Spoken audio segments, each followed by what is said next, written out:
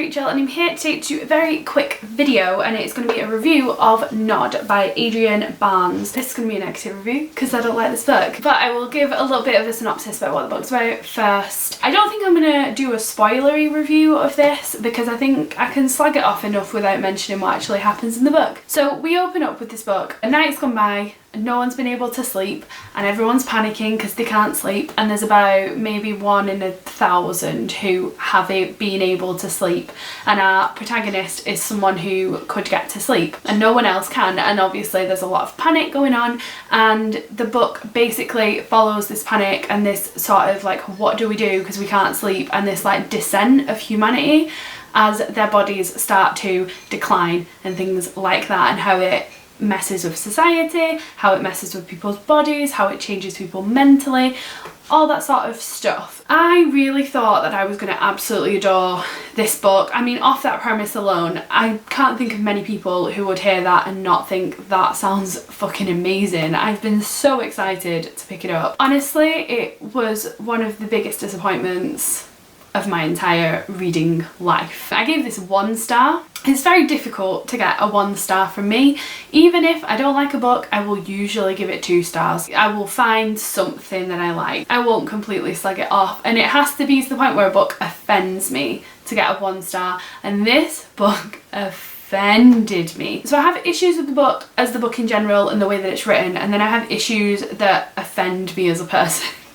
So one of the first things, or one of the issues with the writing in general, this is kind of a reactionary novel. So we have this situation happening. With a story like this, where it's a reaction to a problem that's going on, you still need a goal. I would compare this to kind of movies and TV shows that have zombies in them. And if you compare it to them, even though those books are people reacting to a situation that there's zombies, there is a goal that the character and protagonist will still have. So if you look at something like Zombieland, yes, they're trying to get away from zombies and all that situation's going on, but you also have a main character who's trying to get to a destination.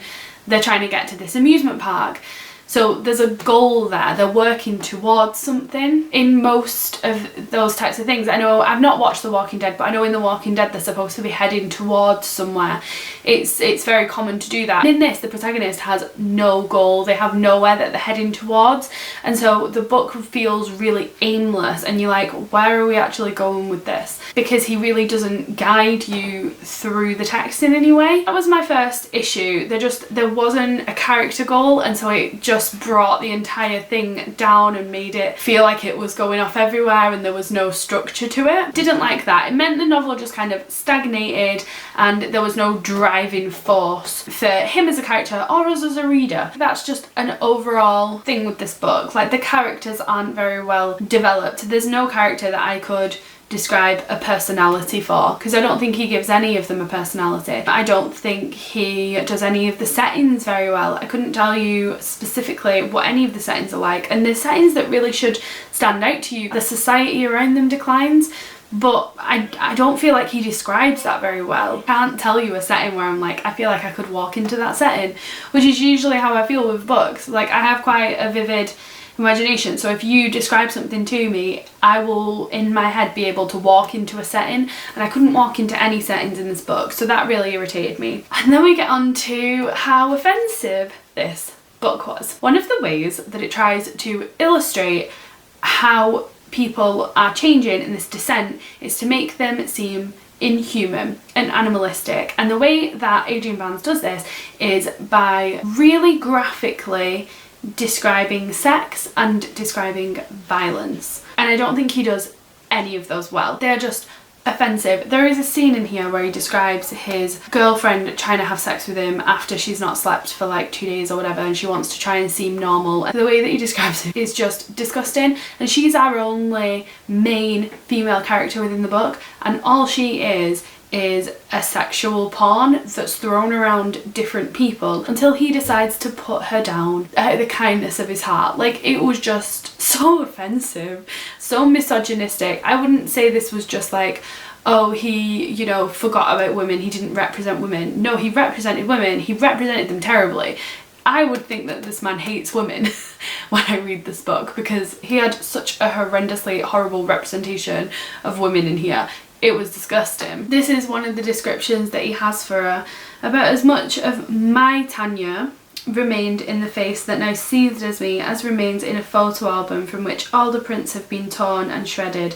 Nothing there but yellowish outlines where pretty pictures had once lain. A plundered past, nothing but teases for my poor pathetic memory. Tanya was gone. There's a scene in here that is particularly bad and was the worst scene for me and really set me off disliking the book already, but I will not read it to you because that's how bad I think it is. But basically she is begging him to have sex with her because the only way she can feel human is to be having sex, which, don't even get me started. He just describes it in this really disgusting way when she's in a really vulnerable position, and I just found it horrible. I do not like this book at all, and I would not recommend anybody read it. I finished it because I was hate reading it, because I was like, I am going to make a review of this book and make sure no one else reads it.